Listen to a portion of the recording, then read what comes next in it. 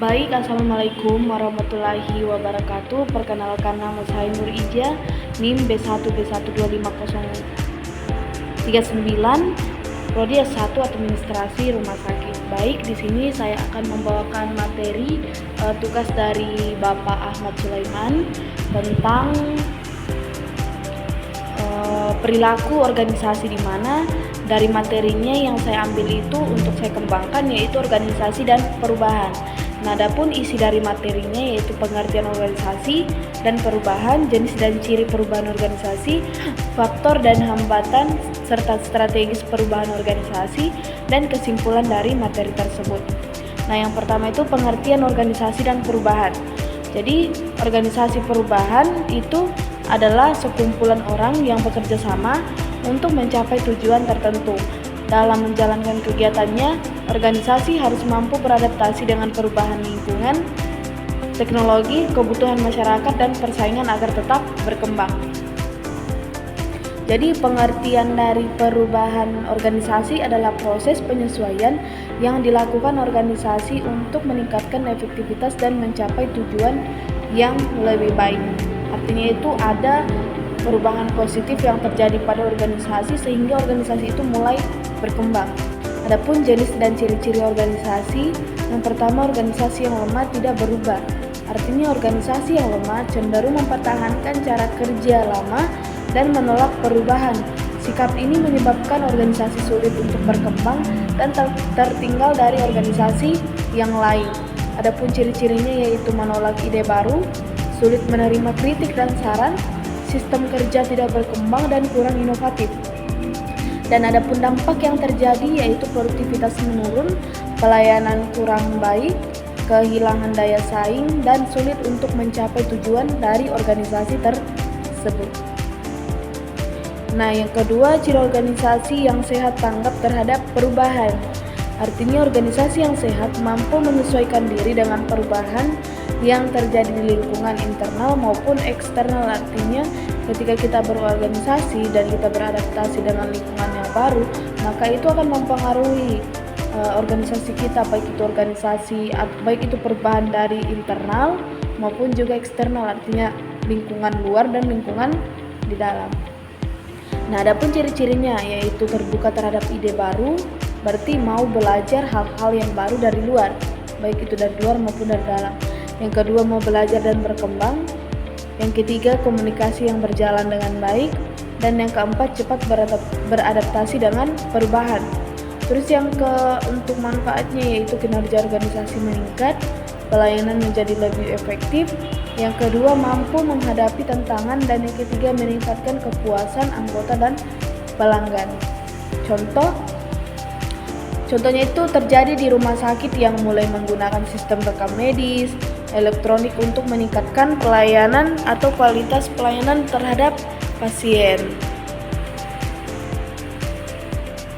Nah, adapun yang ketiga yaitu organisasi yang besar menciptakan perubahan yang lebih baik, yaitu organisasi yang besar dan maju tidak hanya mengikuti perubahan, tetapi juga menjadi pelopor dalam menciptakan perubahan yang baru.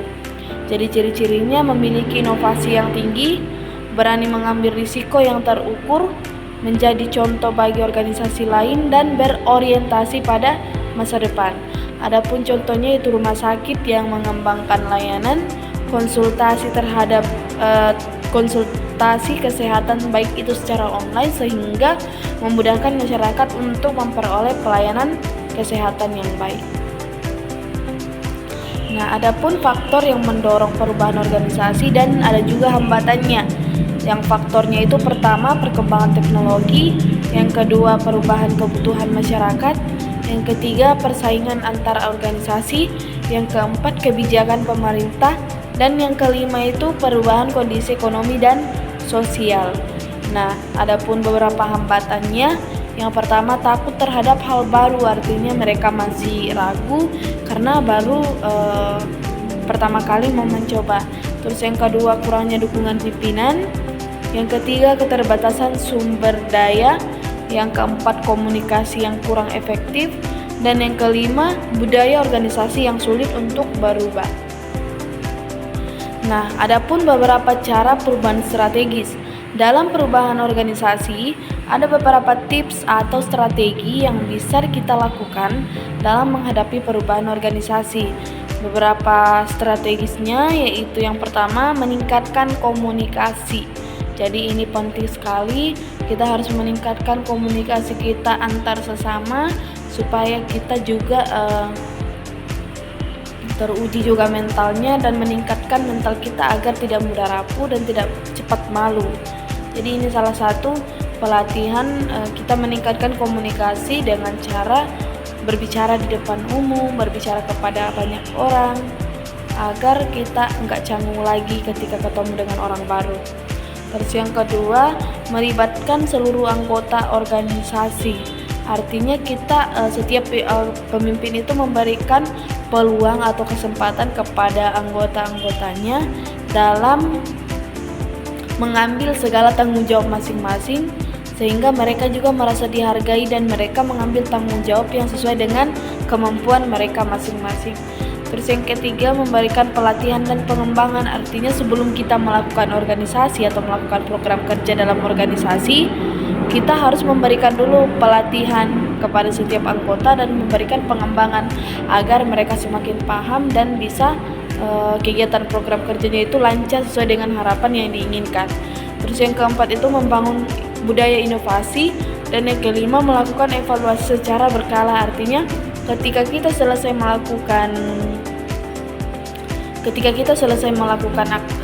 program kerja, jadi di situ kita evaluasi lagi di mana titik kita yang masih kurang tepat, yang masih kurang jelas. Jadi kita evaluasi agar kedepannya nanti bisa kita perbaiki dan bisa kita tingkatkan lagi dan bisa berkembang lagi organisasi tersebut. Nah, baik, kesimpulan dari materi saya yaitu perubahan organisasi atau perubahan itu merupakan hal yang tidak dapat dihindari dalam berorganisasi. Jadi organisasi yang lemah itu cenderung menolak perubahan kalau organisasi yang lemah. Sedangkan organisasi yang sehat itu dia mampu beradaptasi, dia mampu menerima hal-hal yang baru dari luar maupun dari dalam.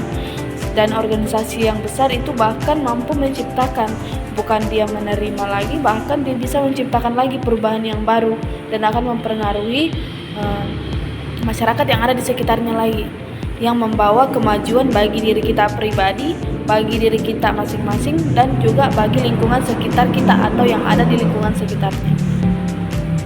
Jadi mungkin sekian materi yang saya bawakan pada sore hari ini. Singkat, meskipun mungkin ada yang kurang tepat, kurang jelas, mohon dimaafkan, dan selebihnya jika ada yang lebih, itu semuanya berasal dari Tuhan Yang Maha Esa.